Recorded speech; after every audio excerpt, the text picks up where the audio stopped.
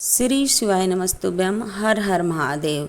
रायपुर के छत्तीसगढ़ में गुरुजी पंडित प्रदीप जी मिश्रा द्वारा बाँची जा रही श्री कावड़ शिव महापुराण कथा आज 1 अगस्त यानी कि पहले दिन की पूरी हो चुकी है। यह कथा 1 अगस्त से 7 अगस्त तक दोपहर 2 बजे से 5 बजे तक चलने वाली है। इस कथा को आप आस्था चैनल और यूट्यूब के माध्यम से भी श्रवण कर सकते हैं।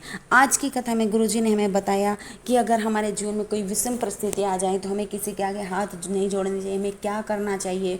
और जैसे कावड़, आज की कथा में गुरुजी ने बताया था, जैसे कावड़ तो सभी लाते हैं, लेकिन कावड़ लाने के भी कुछ नियम होते हैं जिनकी जानकारी गुरुजी ने हमें आज की कथा में दी है। उसकी जानकारी भी हम आपको आगे इस वीडियो में देने वाले हैं। और साथ में ही आज पूर्णिमा के दिन, आज तो पूर्णिमा के दिन हमें घर में क्या चीज़ बनानी चाहिए जिससे हमारे परिवार में सदा प्रेम बना रहे, और कल 2 अगस्त का हमें क्या दान करना है, इन सब की जानकारी हम आपको इस वीडियो के माध्यम से देने वाले हैं। इसलिए वीडियो को लास्ट तक जरूर सुनें। आज की कथा के जो भी समस्त उपाय हैं और उपयोगी पत्रों की जानकारी हम आपको इस वीडियो के माध्यम से देने वाले हैं। यदि किसी भी कारण से आप आज की कथा नहीं सुन पाए हो तो संपूर्ण कथा का रास्ता तो आपको इस छोटी सी वीडियो से प्राप्त होने वाला है। बढ़ते हैं आज की कथा की पहली जानकारी की तरफ। जो व्यक्ति सावन के महीने में 2 लोटे जल या गंगा जल शिव को समर्पित करता है, वह जितने कदम चल करके 2 लोटे जल लेकर बाबा के मंदिर में जाता है, मंदिर तक जाता है और समर्पित करता है, उतनी ही उन्नति की सीढ़ियां वह चढ़ता चला जाता है। उसके पास इतना धन वैभव देता है बाबा कि उसे पीछे मुड़कर देखने की कभी जरूरत नहीं पड़ती है। कथा की दूसरी जानकारी।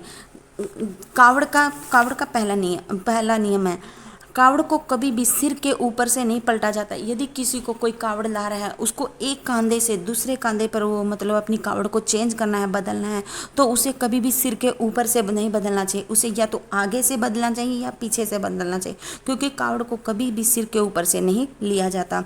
कथा की तीसरी जानकारी। यदि किसी के संतान नहीं है और वो कावड़ लेने के लिए जाना चाहता है, तो उसे कावड़ भरने से पहले अपने झोले में चावल के दाने अक्षत भरने चाहिए। उस चावल के दानों को जब तक बाबा पर वह कावड़ का जल समर्पित न कर दे, उसे तब तक अपने पास ही रखना चाहिए। पहले हमें शिव पर जो कावड़ का जल है वह समर्पित करें, और फिर उसके बाद में बाबा से संतान प्राप्ति की कामना करते हुए हमें जो हमारी झोली में वो चावल के दाने हैं वो अर्पित करने चाहिए। यही है जो कावड़ लाने का नियम है। कथा की चौथी जानकारी।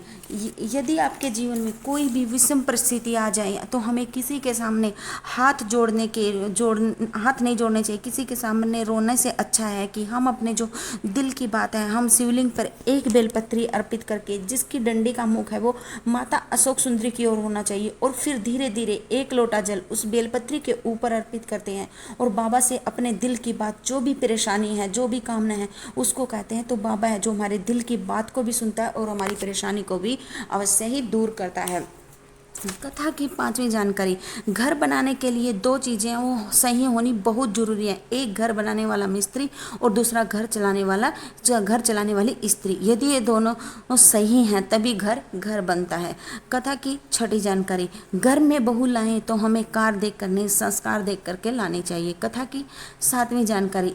गुरुजी ने आज एक पत्र पढ़ा छत्तीसगढ़ से। गुरुजी, 1 लोटे जल का क्या वर्णन करूं। मेरी बच्चेदानी में गांठ हो गई थी और जांच से पता चला कि यह गांठ बढ़ती ही, जांच से पता चला कि जो बच्चेदानी में गांठ हो गई है, और गुरुजी धीरे धीरे परेशानी इतनी बढ़ गई कि मेरी खांसी के साथ ब्लड भी आने लगा। फिर जांच से पता चला कि टीबी की बीमारी भी हो गई है। गुरुजी, मैंने अपने रिश्तेदारी के कहने पर कथा सुननी आरंभ की और पशुपति व्रत किया, और बाबा पर 1 लोटा जल चढ़ाकर, बेलपत्री चढ़ाकर बाबा से उसे औषधि रूप में लाती और उसका आचमन शुरू करती। गुरुजी, बाबा की कृपा से मेरी जो बच्चेदानी की गांठ थी वह भी ठीक हो गई, और जांच से पता चला कि मेरी जो टीबी की बीमारी है वह भी ठीक होगी। मैं बाबा को कथा पंडाल में नमन करने आई हूँ, प्रणाम करने आई हूँ। कथा की 8वीं जानकारी। रायगढ़ छत्तीसगढ़ से एक पत्र लेकर आई। गुरुजी, मेरी जेठानी की बहू को शादी को 9 साल हो गए थे, पर उसे संतान प्राप्ति नहीं हुई थी। सभी जगह दिखाया, डॉक्टरों से बहुत इलाज कराया, पर कोई भी आराम नहीं आया। डॉक्टरों ने कहा कि इसको कभी भी संतान नहीं हो सकती। फिर गुरुजी, हमने शिव महापुराण की कथा सुनी और आपके द्वारा बताया गया जो सफेद आंकड़े की जड़ वाला उपाय है वह किया, और बाबा पर 1 लोटा जल चढ़ाते, बेलपत्र चढ़ाते, बाबा से उसे औषधि रूप में लाते और उसको आचमन करवाते। बाबा की कृपा से ही हमारी बहू का 2 महीने बाद ही गर्भ ठहर गया, और बाबा की कृपा से हमारे घर में बच्चे ने जन्म लिया है। मैं बाबा को नमन करती हूँ, प्रणाम करती हूँ। कथा की नौवीं जानकारी, आज है पूर्णिमा और आज पूर्णिमा, वैसे यह उपाय आप हर पूर्णिमा में भी कर सकते हो। और आज तो सावन के अधिक मास की पूर्णिमा है और अधिक मास में जो भी हम कोई उपाय करते हैं या कोई पुण्य करते हैं तो उसका फल भी हमें अधिकता में प्राप्त होता है। आज पूर्णिमा के दिन यदि हम अपने घर में कोई दूध से बनी हुई सामग्री बनाते हैं या खीर बनाते हैं तो उसके और उसका आचमन उसको खाते हैं तो हमारे घर के सदस्यों में कभी भी लड़ाई झगड़ा नहीं होता, चाहे वे सास बहू हो, पति पत्नी हो, देवर भाभी हो, ननद भाभी हो, कोई भी, सब सदस्यों में प्रेम बढ़ता है, इसको मिलजुल करके रहते हैं। इसलिए हमें पूर्णिमा के दिन, हर महीने की पूर्णिमा को कोशिश करना चाहिए हमारे घर में शाम के समय जो दूध की सामग्री है, खीर है, वह अवश्य बने। कथा की 10वीं जानकारी, प्रिया पत्र लेकर आई। गुरुजी, मेरे पति की नौकरी नहीं लग रही थी, बहुत प्रयत्न किया, मैंने संकल्प लिया और बाबा पर एक लोटा जल चढ़ाना प्रारंभ किया और बाबा से रोज कहती, बाबा पति की नौकरी लगा दो। गुरुजी, मेरे पति ने 2016 में नौकरी के लिए अप्लाई किया था, जिसे हम सब लोग भूल चुके थे। बाबा की कृपा से उसी अप्लाई नौकरी का जो लेटर है 2023 में आया और मेरे पति की रेलवे में नौकरी लग गई। मैं बाबा को दंडवत करती हूँ, प्रणाम करती हूँ। कथा की 11वीं जानकारी, यदि अभी तक आपने सावन के महीने में शिव पर 108 सामग्री अर्पित करनी नहीं की है तो आप कल से भी यह कार्य शुरू अवश्य करें, क्योंकि अभी अधिक मास के भी 15 दिन बाकी हैं और सावन के भी अधिक 15 दिन बाकी, इसलिए कल से यह जरूर शुरू करें। आप शिव पर 108 चावल के दाने भी अर्पित कर सकते हैं, मूंग के दाने भी अर्पित कर सकते हैं, चाहे आप 108 बेलपत्री चढ़ाओ, फूल चढ़ाओ, फूल की पगड़ा चढ़ाओ, कुछ भी अवश्य चढ़ाना। यदि हम सावन के महीने में बाबा पर 108 चीज़ें समर्पित करते हैं तो बाबा पूरे साल हमें उसे बाबा साल भर में उसे हमें लाख गुना करके, करोड़ गुना करके प्रदान करता है। कथा की 12वीं जानकारी, यदि आपने सावन के अधिक मास में अभी तक भी 5 दीपक वाला उपाय नहीं किया है तो आपको आज पूर्णिमा के दिन अपने घर के ही मंदिर में 5 दीपक प्रज्वलित करके अपने घर की चौखट के बाहर रख देना है। जो व्यक्ति सावन के अधिक मास में 7 तिथियों पर ये 5 दीपक प्रज्वलित करता है उसके घर में कभी भी धन संपदा की कमी नहीं आती। आपको इस घर में जो इस दीपक है, 5 दीपकों में लंबी बाती का प्रयोग करना है, क्योंकि लंबी बाती वंश वृद्धि के लिए, धन संपदा प्राप्ति के लिए जो लंबी बाती का प्रयोग किया जाता है, इसलिए आपको 5 दीपकों में इनमें जो लंबी बाती का प्रयोग करना है। यह उपाय हमें कौन सी 7 तिथियों में करना है?